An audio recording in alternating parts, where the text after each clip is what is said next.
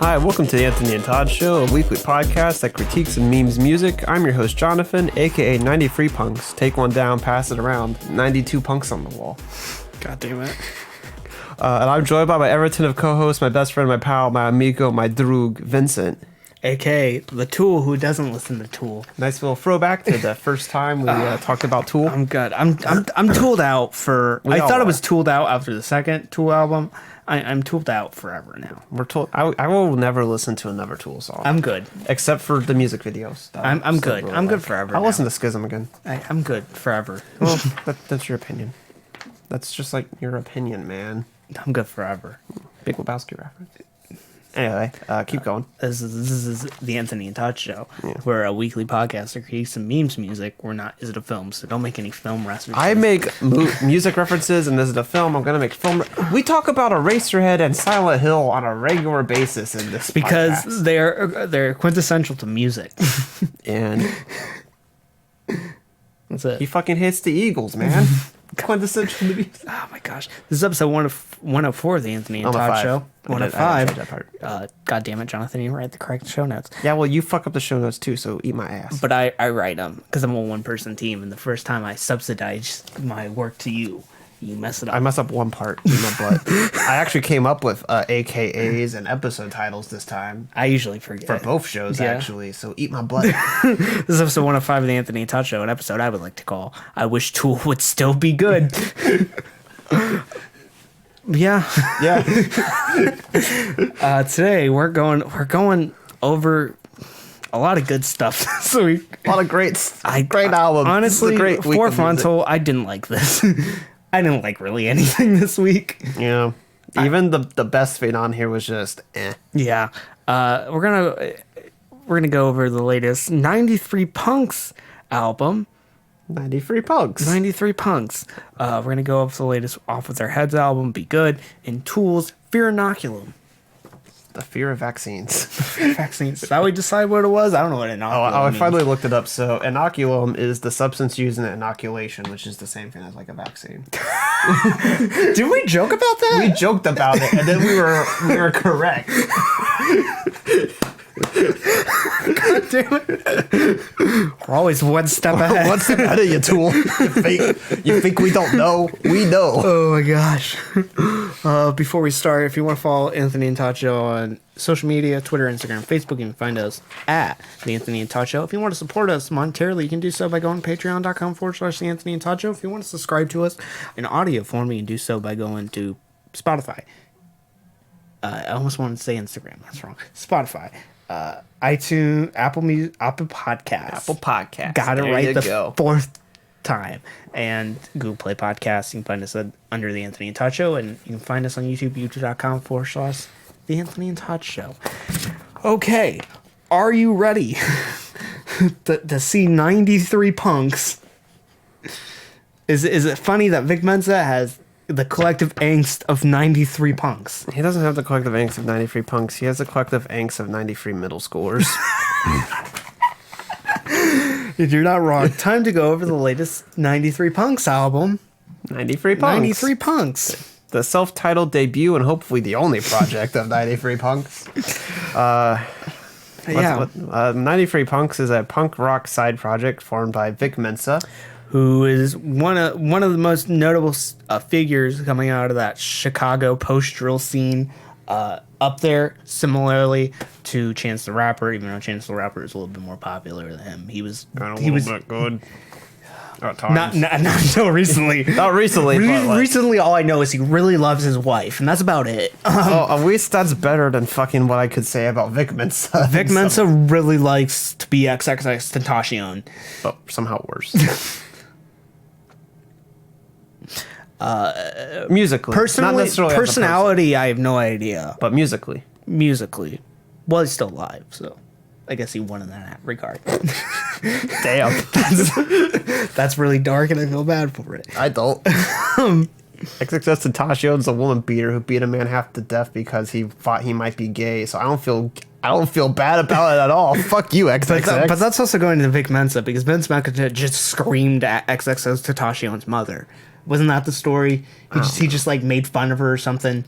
Well, I mean, Vic Mensa's still a piece of shit too. Yeah. Like, just because X was a piece of shit doesn't mean Vic Mensa's automatically not a piece of shit. Yeah. They're both pieces No, I'm of just shit. justifying that Vic Mensa is a piece of shit. Oh yeah, they're both pieces of shit. But Vic Mensa, most notably to me because of 2017's The Autobiography, which I don't know if you listened to, Jonathan. I did not, because It's an album where he tries. This is before I was doing music reviews, so I didn't have to listen to bad No, things. I'm just telling you a little story okay. about it. So he goes over his entire life. It's supposed to be an autobiography, but like, in the first track, he'll talk about how like he tried to escape to Bonnaroo, and he jumped over a fence and something collapsed and he fell on like a bunch of like I think like an electric pole or something like that. that would hurt. Something like that, or he fell like a subway track or something like that. Something weird.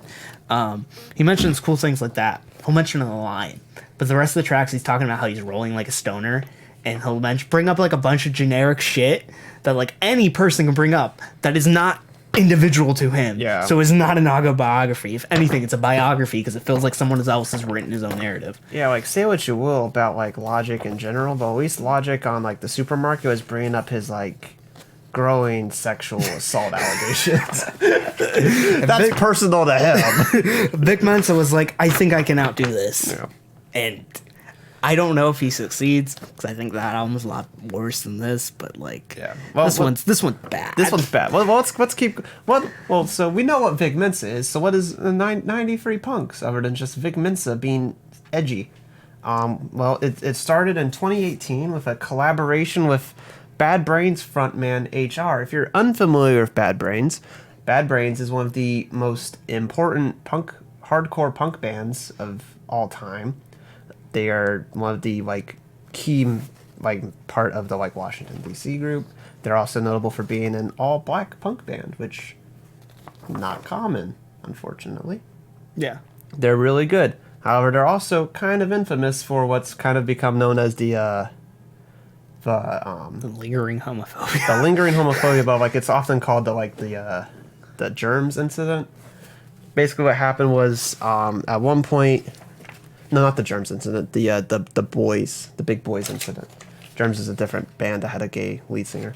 There's a lot of gay lead singers in like hardcore punk, which is like super cool. But anyway, Bad Brains was going to like a little mini tour. They were touring with band called MDC, which when they first started stood for Millions of Dead Cops, because subtlety, and then they changed it to MDC so they could change the acronym around for each album to like be relevant to whatever it was. So it stand for things like Mega Death Corporations and Magnum Dominus Corpus. I know you like bringing this up anytime you get a chance to. Yeah.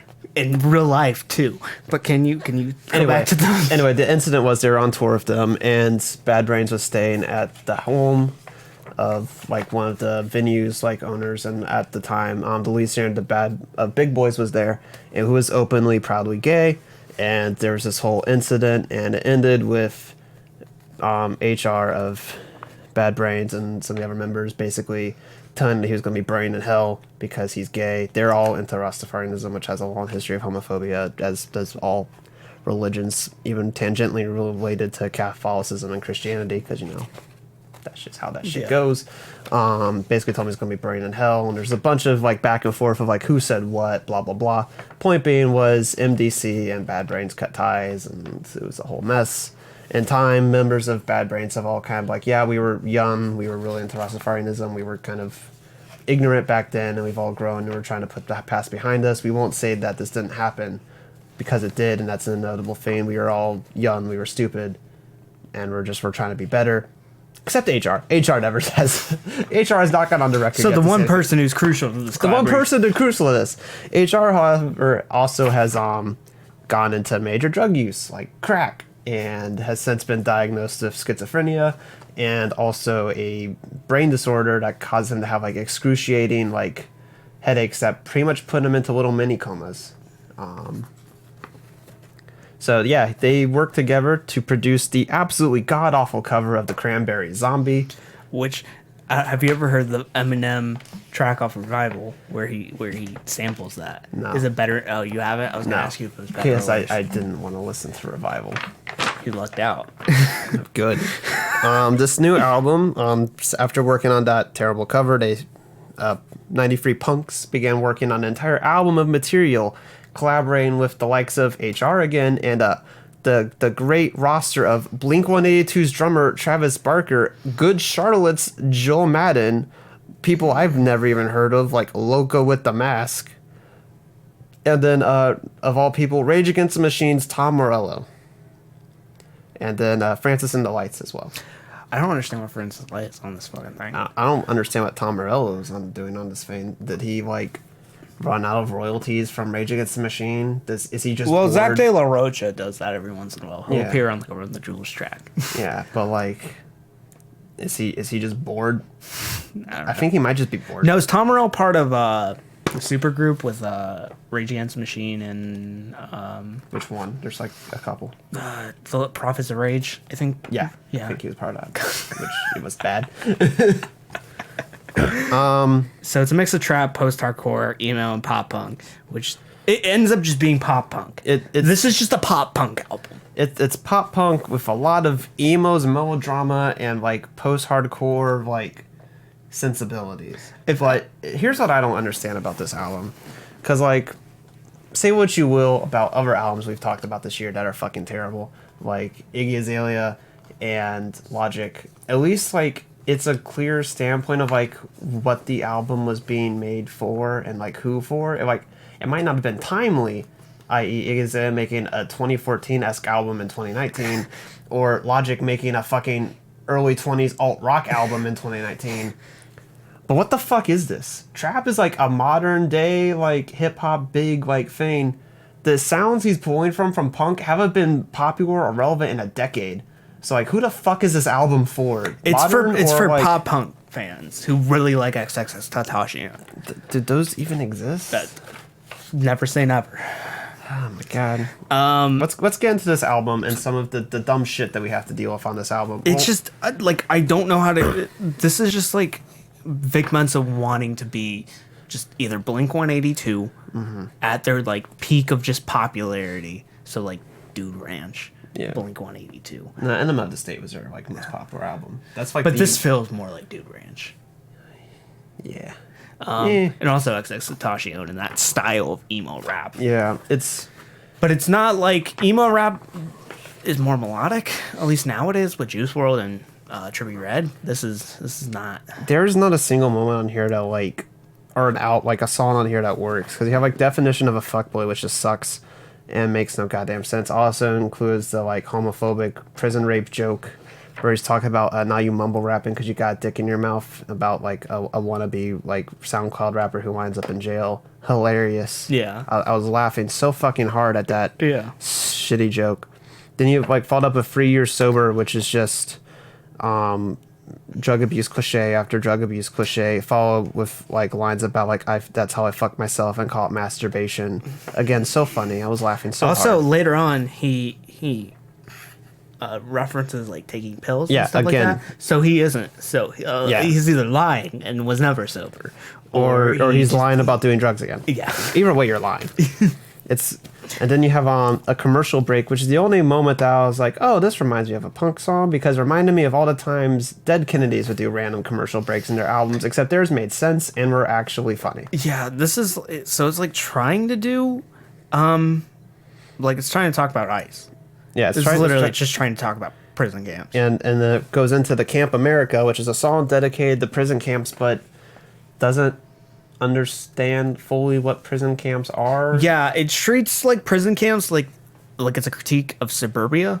Yeah, that's what it sounds like from us. It just sounds like, it reminds me of like Super Rich Kids from Frank Ocean. You know that track where just like rich kids are just just like third world problems type issues. That's what it feels like, but it's trying to talk about.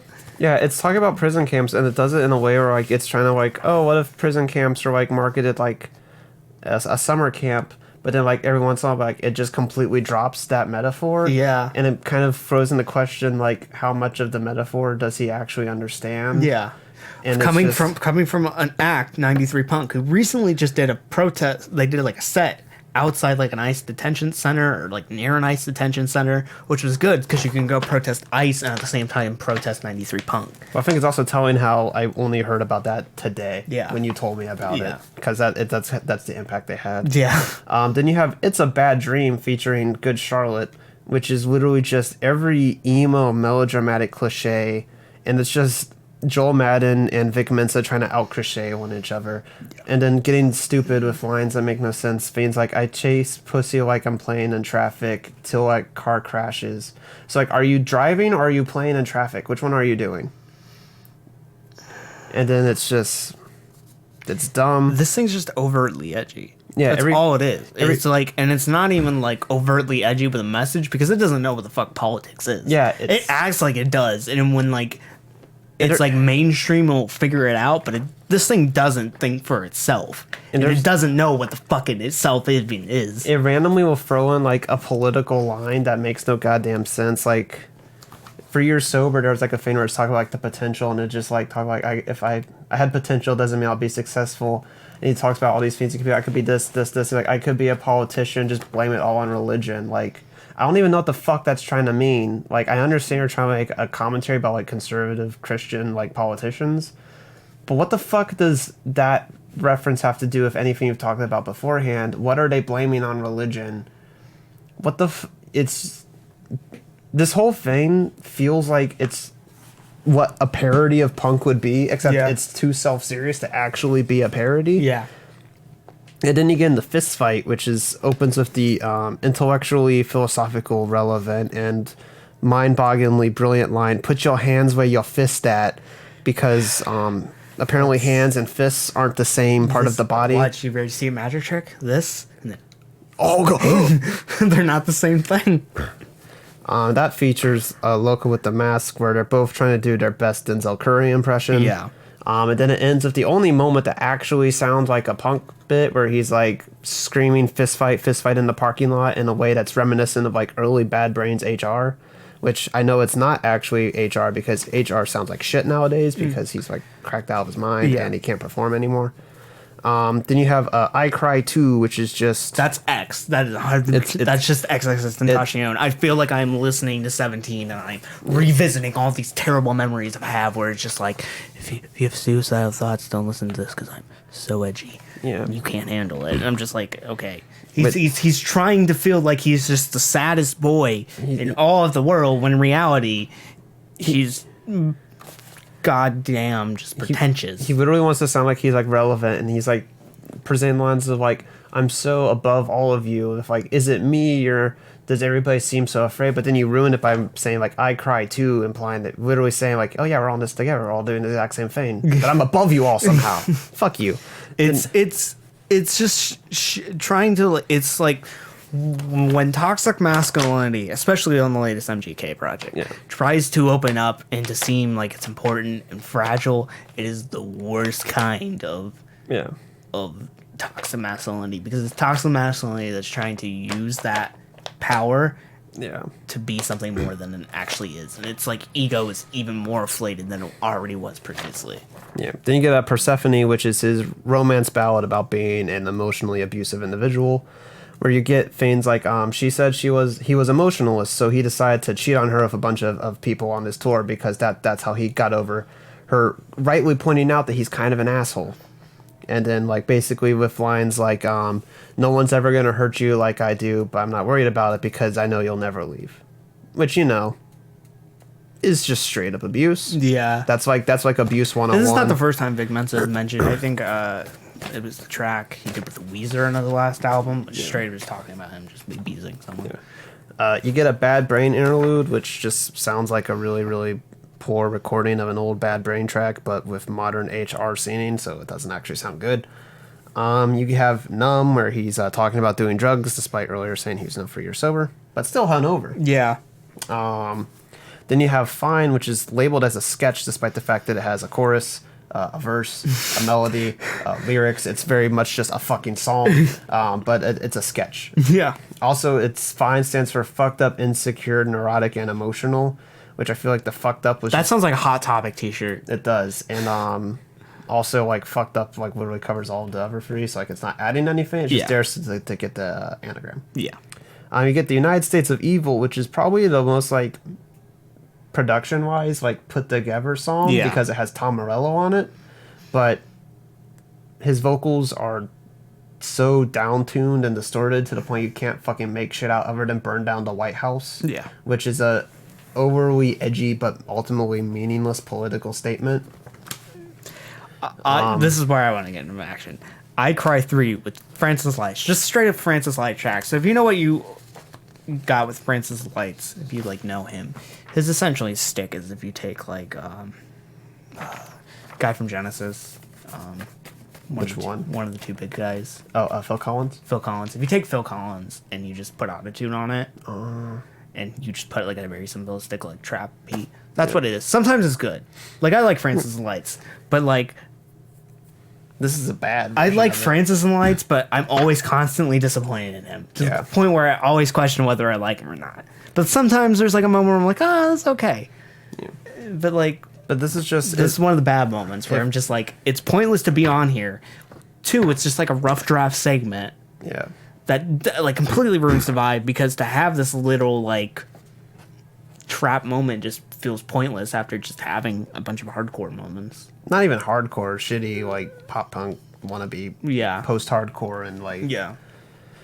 But then you get the final track, Goodbye to Heartbreak. Which I swear is a song of 808s and Heartbreaks. Yeah, but like he just says like goodbye to like a bunch of random things, but none of them have any relation. then it's not related to the point of like the message of the song is confused, or like are these things you want to say goodbye to or things you don't want to say goodbye to? And either way, it's confusing because you're saying goodbye to punk and hip hop, the two things you're like into, but then you also say goodbye to like violence and rape. But also like SoundCloud. And SoundCloud, where you started. And you're also saying goodbye to like heartbreak, which based on Persephone, no, everybody should break your heart. You're saying goodbye to unrequited love, which again based on Persephone, no, all your love should be unrequited. But we've talked enough about how the lyrics are. The song, how's it sound? Everything sounds like garbage, doesn't it? Yeah. Everything is. You get moments where you get auto-tune over just like hardcore instrumentals and it doesn't work. You get trap and like this thing sets back the combination of rock and hip hop to the point where like it's canceled. We're not allowed to have any more ever again. Those genres are never allowed to mix. Like I know you don't like Rage Against the Machine that much, but I don't mind. Yeah. Like I don't hate them either. No, I don't hate them, but like this album made me appreciate the creativity and actual effort that fucking Hollywood Undead put into their music. Not even like post Deuce Hollywood Undead, like still with Deuce Hollywood Undead. And Deuce is the worst part of Hollywood Undead. You can tell because he had a solo career and is 100% trash. There's nothing good in it. Well, because at least it was genuine. It was originally bad. Yeah. This is just gargle down nonsense. And you get moments that are just like the most generic like punk sounds you could get, mixed with just the lamest trap production you could have. You have moments that don't even mix the two. It's just it picks one but does it really poorly. You get the most emo vocals that you could possibly have, the most desperate attempts to sound like edgy with like random screaming or like not even trying to sing. You get a random like haha after like lines that is just pointless and added on. Yeah, with a lot of Vic Mensa's music, he's never really understood what hip hop is, let alone what this mashup of genres should be. This he should really like. I hate to say this, but like literally just stay in your fucking corner. Yeah. Like don't leave the box. You weren't ready to exceed box. You weren't even Denzel Curry is ready to exceed box and he's been ready. He's been ready.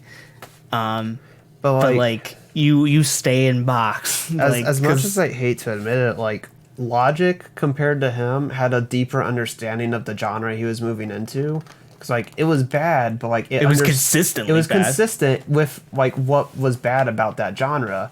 This is like bad, but it's the same like at least Logic hit like things that were popular at the time and were considered good back then, but not anymore. This hits what was considered bad at the time. This is the things that we have pretty much always been like, that's dumb, that's a little cringy, that could go away from the genre and nobody would really care. And it only picks that. That's like a fundamental misunderstanding of the genre itself. Which is why I say like it feels like a parody, but it's not. It's too self-serious to be a parody. If this was like written in the parody mindset, this album would be brilliant. But it's not. It's written in a serious mindset, which makes it garbage. Yeah. Keep in mind that our scores are futile and meaningless. Right now I'm filling a big old Big old zero. Big old zero. Because this is not an album. This is hardly music. The best thing about this album is that it's less than a half an hour long, so my suffering is over with quickly. You get your torture in quick. Yeah. Vic Mensa, you turn it on, Vic Mensa hits you with the whip really quickly, and then it's over. And then it's over. You're done, and we can move on with our lives. I wish Vic Mensa would be off of his head. Oh my god! So I was just gonna fucking say that. God damn it! And we're moving on. Time to move on to the latest Off of Their Heads record. Be good. Be good. Be good is. I guess my transition with Jonathan. Are you good?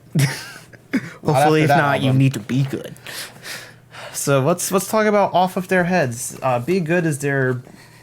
It's complicated, like what album number this is, and I'll get into that. Off of Their Heads was formed in 2002 in Minneapolis, which I was not surprised when I heard, because it sounds like a Minnesota emo album. It was formed on lead guitarist, vocalist, and songwriter Ryan Yun. The band was formed under like near constant touring and playing live music, which resulted in a revolving door membership, where basically the touring lineup was constantly changing. Nobody like stayed around for too long because they couldn't keep up with Ryan Yun's insane, like ridiculous schedule and his demands for them. And he was completely okay with this. In his view, this constant changing resulted in a more dynamic band structure where it would never go stale because it was constantly getting new voices in to work with him. Eventually, there were some steady recording lineups with Justin Francis on drums and Zach Gontard on guitar, and they helped do all the recording until their 2013 album Home. Currently, the drummer is Kyle Manning, the current guitarist is John Polydoros, and the current bassist is Robbie Swartwood. And this is the closest the band has been in like being a stable band. They're doing the recording and they're also doing the touring. After the 2013 album Home, Yun had a mental breakdown and caused the band to go on hiatus for 3 years, and ever since then he's kind of done a little more stable of like a band lineup. He's kind of making the band a little more stable, probably for mental health reasons, to keep himself going.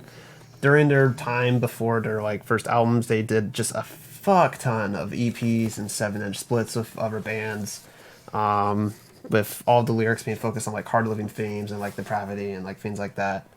Their first album came in 2008. However, before then did a couple compilation albums, which is why I said the album numbers were hard to pin down. Do you count the studio albums only? Do you count the compilations of like previous things? Yeah. And it's like, what do you count? What do you don't count? Their third album Home was in 2013. That's when he had suffered a mental breakdown. He returned in 2016 for an acoustic album, Won't Be Missed, which he did on his own, pretty much without anybody else helping him. Then he followed that up with this album, Be Good, which was reflecting on his move to Chicago, leaving behind Minneapolis, the process of moving, him reflecting on moving on and moving into a new element of life. Yeah. This was that. It was an album. Because you were hyping me up you were hyping up pretty hard. This album, too hard for any expectation for me to have. Yeah, this album is, given the free punk albums that we had released at the same time, which was this, 90 free punks, and then another album by the Murder City, Murder Capital, which is pretty good. This is the most like consistent album. Oh, it is. I will give that. It's very consistent. I will say that it's consistent to where the song structure of like 90% of these tracks are the same. Yeah, it's where it's very, we'll start really loud, we'll dip down, we'll quiet out a little bit, start really loud again, and then dip down as the track over. No, it's still going, and then it's just like, oh, now the track's over. Yeah. And put another track. Yeah, the reason I picked this one, because we were debating which one between this and Murder Capital to do this week. The Murder Capital hits a lot of the same notes that a lot of like British punk have been hitting on the same time. And we've already covered fucking that to death. So it's like, hey, let's move on from the same typicalness of British punk to like the same typicalness of American punk. Because we haven't touched that in a little while. Yeah. This band is basically just emo and pop punk with a little bit of like an anti-folk edge. Yeah. Imagine Dave Grohl was in a punk band. Yeah, that's what this band is. It's honestly, when he starts screaming, when Ryan Young starts screaming, it sounds like Dave Grohl. And for as same as the album is, like at least it's enjoyable. It's not a bad sound. It's a good sound. It just takes too many it's too repetitive with a lot of it. I think I like how it's kind of self-deprecating. I like that. I think it really works on Disappear, and I think Disappear is a good opener. But I also think Disappear feels like 4 hours. Yeah. It feels like it stops 5 times, and when it does finally stop, the next track starts up.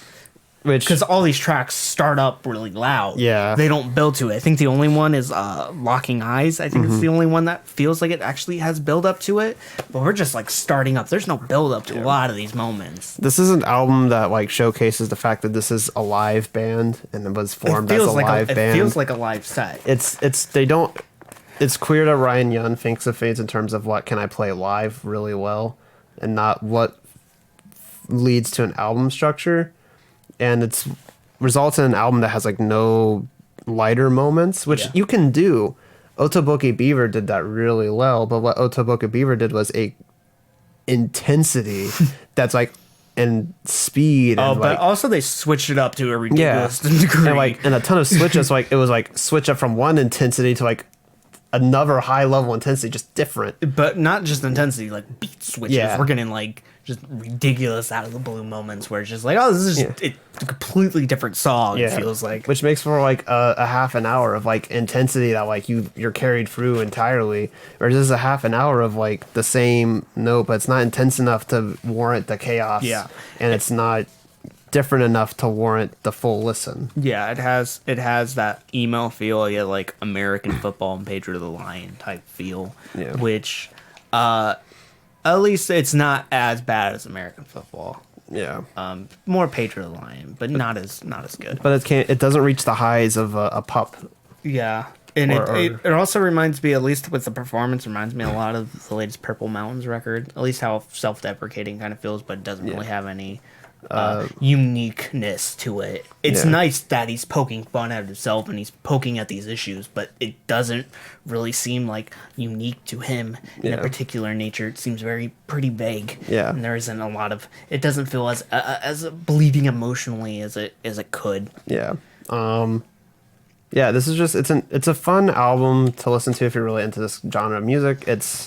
It doesn't do anything unique enough or special enough to warrant a listen from people who aren't just already super into this music. Yeah. But if you're already into emo pop punk, that doesn't suck. Yeah. And you just want a new album to listen to listen to it. But it's a passable album. It's the best album of this week's lineup. Yeah.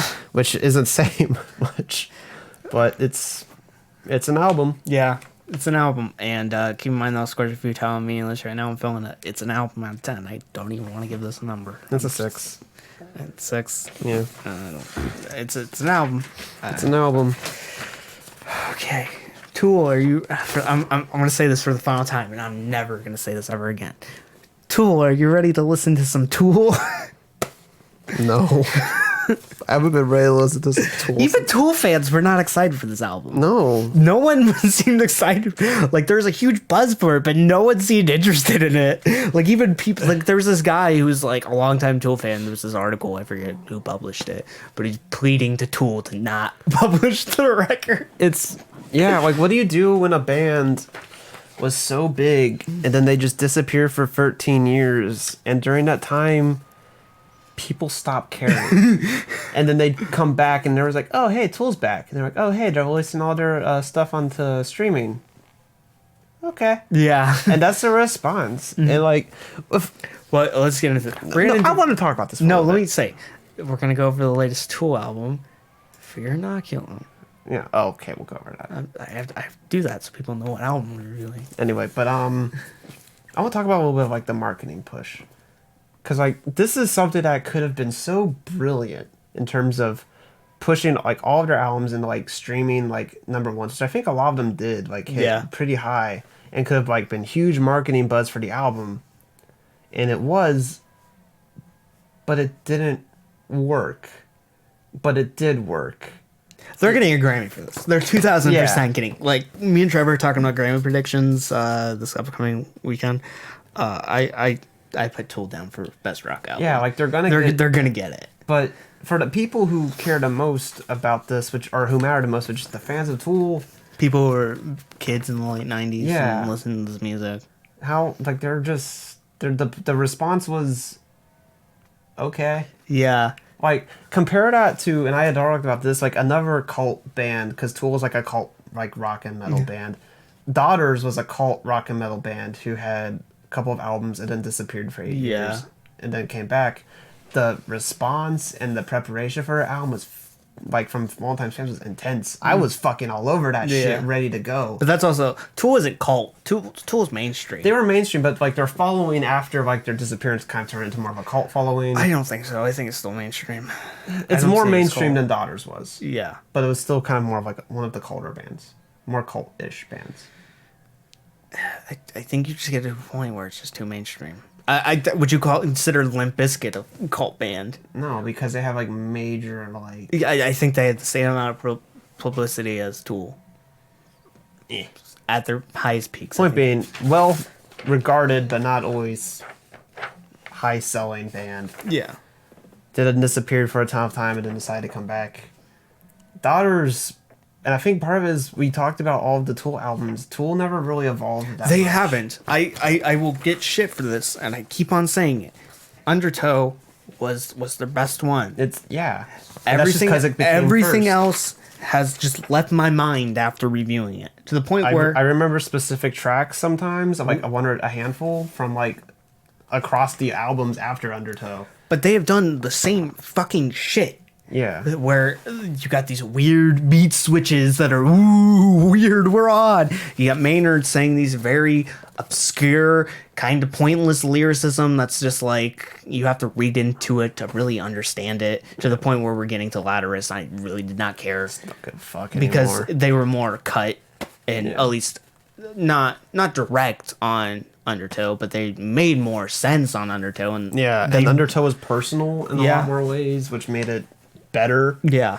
Because as much as I love philosophy, there's a point where you're just a pretentious asshole about it. Yeah. And I've something I've always talked about and always talked about when it comes to philosophy is the best way to talk about philosophy is in layman's terms. Because if you're talking about philosophy but you're just being a fucking over the top pretentious asshole who can't relate it to like regular people, then what the fuck is the point? Yeah. That's why I'll say it like Hegel is like well regarded in the philosophy. I don't give a shit about Hegel because Hegel was way too dense and like confusing. Nietzsche, for like as much of an asshole as he was, he put his stuff into like very digestible terms and digestible ways of saying it to where like people could understand what he was saying.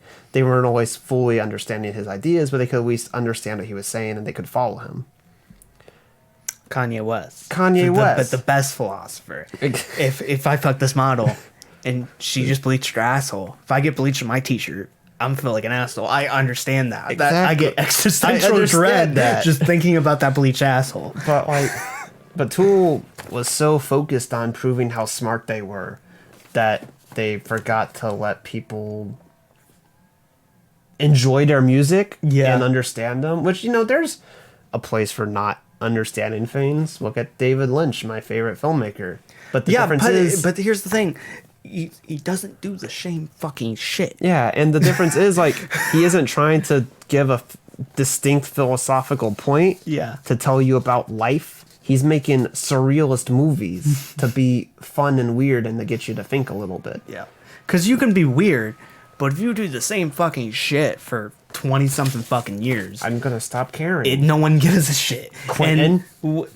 Quentin? Tarantino? Oh. I don't give a shit about your movies anymore. You've done the same thing since the 90s. I don't know why you said... When you said Quentin, I thought you meant, like, Quentin Beck. I thought we were talking about Mysterio, which was like... Yeah, he did the same shit for 20 years, and look where it got him. He died.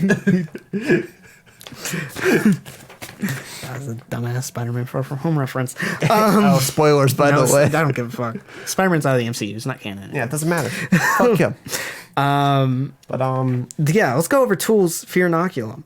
It's 10 tracks, hour and 26 goddamn fucking minutes. Their longest album to date. Is it? Mm-hmm. All their albums, besides the first one, have felt like the longest goddamn album. Yep. To date. So hopefully they're the longest album ever because they're not making another one. Yeah, it's their first album in 13 years, and apparently they could have had this album done like 8 years ago. That's what they did have this album done 13 years ago because it's the same album that they made. No, but like Maynard had a statement where he said this album could have came out in like 2000. I think he said 2008.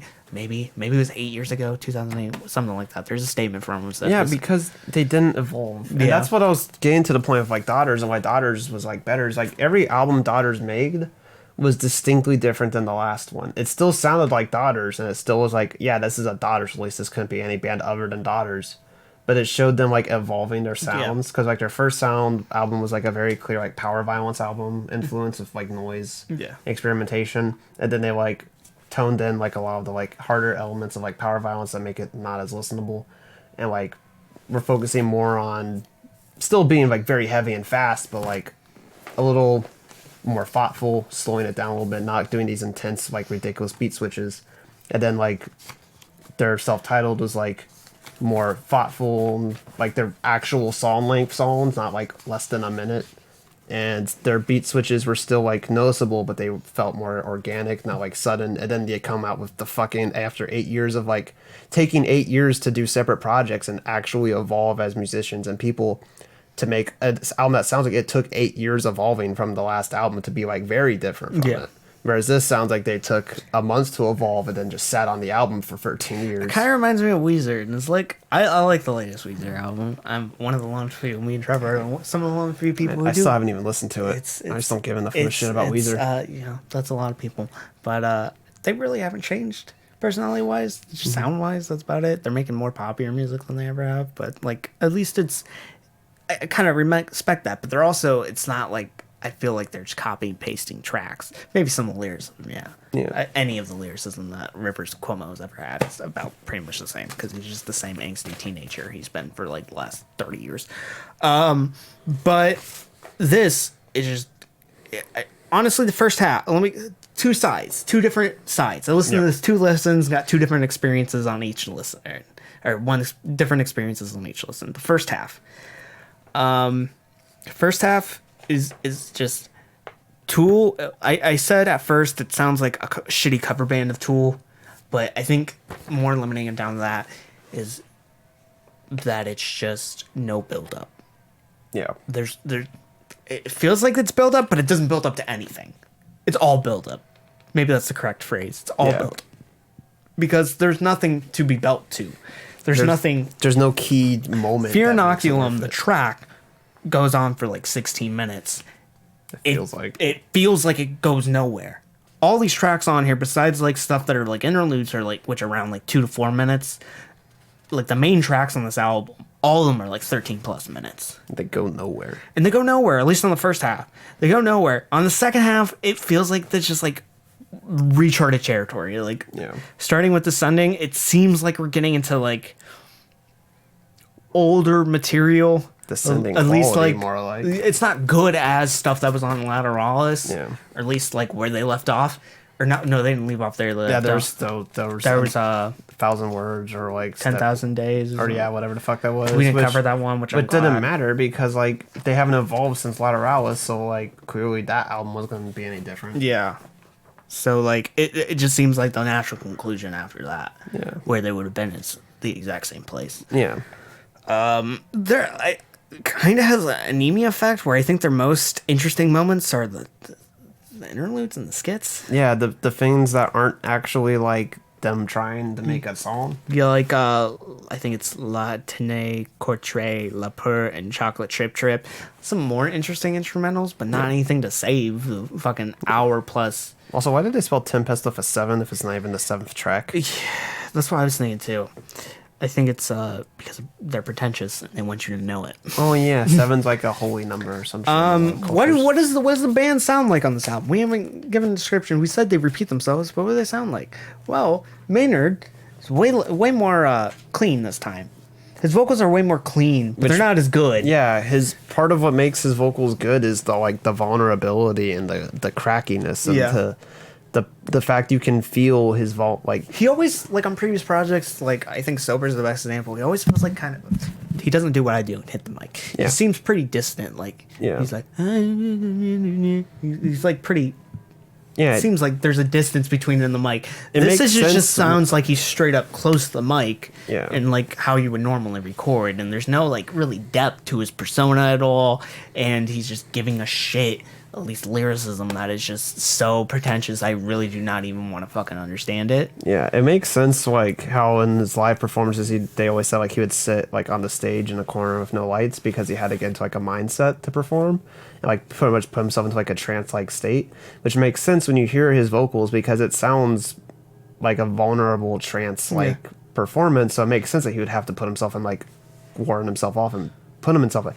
This doesn't sound like he'd have to do that. This sounds like he could perform this shit just standing up and singing into the microphone like any other jackass. Yeah. The drummer, whose name I do not know, and Doesn't matter. who I refuse to know, because the drummer of Tool, goddamn, do they want to be important. Yeah. The beat switches on this are so goddamn fucking annoying comparative to any other album I heard that has had beat switches. The drumming is just completely random. It's supposed to be like world music or like But like esque. world music has a lot of rhythm and not randomness. But It's like, very like refined. it doesn't fit with any of the fucking instrumentation. Yeah. That's the problem. It's It doesn't seem natural. yeah. It's And it doesn't fit Like- any of the elements given. Yeah, It's just there. It's just like, it'll be like a which simple... for a song where it's like based on like dissonance and like seemingly like disconnectedness. The drums is like the key part of that. That's what makes like an album like Trout Mask Replica work. Is like all the other instruments sound like they're in like different signatures, but then the drumming is the one thing that like connects them all because it's like switching between the various ones in like a rhythmic, repetitive way, which makes all these different like signatures and timestamps and like rhythms and beats like actually sound like one song, even though it sounds weird and like unsettling to listen to. It still sounds like an actual connected piece. When your drum is no longer doing that between the disconnected things, it all sounds like just a hodgepodge of different people playing shit together and not knowing what they're doing. The guitar on this has the same 4 fucking power chords that are just distorted this time, more distorted depending on the track, but it just seems like a repetition of that. They'll find 4 power chords and they'll just play them over and over again for the 13 minutes. The bass, it's not power chords, it's just notes. They'll find 4 fucking notes and play them over and over again. None of these instruments agree with each other, and none of the elements work. This is just a bad album that's really boring. Each track feels like 4 hours, even though each track's only like 13 minutes. Yeah. They don't progress, at least in the first half. In the second half, they do progress better than the first half, but they don't build to anything interesting. And it doesn't. It's the band hasn't progressed at all. Yeah. We gave like Laterus and Anemia. A Tool album out of 10. Yeah, no, we gave them those because I think if you listen to that as your first album, you would think it's a good album. Yeah. But if you listen to Undertow first and then go through, you don't. You don't care as much. It's like there's nothing new. Yeah. This is different. This is just a bad album. This is a bad album. It's if not you just came a to this Tool as album. your first Tool album, You'd you would hate- just think this is a bad album. Yeah. Like, you wouldn't think it's good because all the Tool qualities are like, they're there, they haven't changed, but they're also not good this time. Yeah, they around. don't work together. It's like you took every element that like worked together well, but then you took them from different parts and then threw them together and like, wait, these don't go together anymore. And they don't. This album doesn't work. The songs don't work. The instruments don't work. They sound worse than they ever have. Yeah. Everything from like vocal performance to like just the general like sound of the guitars, the distortion elements, everything just doesn't sound correct or good. This album should just not exist. It, It shouldn't. There's some point where you have been so far away or you've been gone for so long that it like anything you come back with is not going to be worth it. I hate to say it, but like It just shouldn't exist. just keep making Perfect Circle albums. The last one sucked, but it's like still better than this. Evolve Perfect Circle. At least Perfect Circle sounds different between the individual albums. yeah, it just like when you come back with like the name, it like means something to so many people, and like To then shit on that legacy. it's just shit on the legacy where it's just like, and to not like have evolved over any of that course of time is very. You are spring. all doing nothing with each other. You're all working on other things. Clearly, you should have learned something from working with other people and other projects. You could have brought that into this, but you didn't. Yeah. Keep in mind those scores are futile, meaningless right now. I'm feeling a big fat 0. This is It's a big giant hole You're at 90 free punks level rating, Tool. It's like I didn't want to give this a 0 because I don't think I hate this as much as 90 Free No, Punk. I despise 90 free punk. But like this is just not an album. It doesn't work. Nothing It works. should not exist, and I should give it a score of an album that does not exist. I'll give it a 1 because there's like these brief, tiny little tidbits of songs that sometimes work. No, it just shouldn't exist. This album should not exist. No, it shouldn't exist. But I feel like 90 free punk should exist less.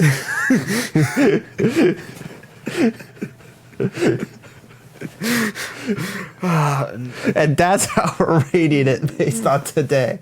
Which album has the least purpose and should exist even less?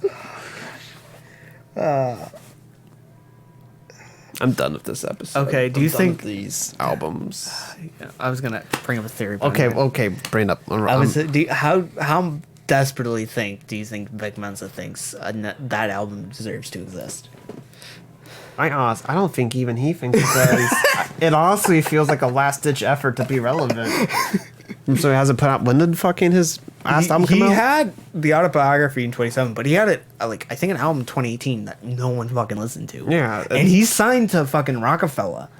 He's signed to, or not Rock? Is it Rockefeller? Or he's signed to Rock Nation. Yeah. So he's signed to that publicist. No one's fucking paying attention to him. Yeah, this just sounds like a last ditch effort to like just get some kind of attention on. I don't think he gives that much of a shit. Yeah. But I want to congratulate Tool because they're getting the fucking Grammy for this. Yeah, good job. Because like whatever the most popular metal album of that time period is, it might go to Slipknot.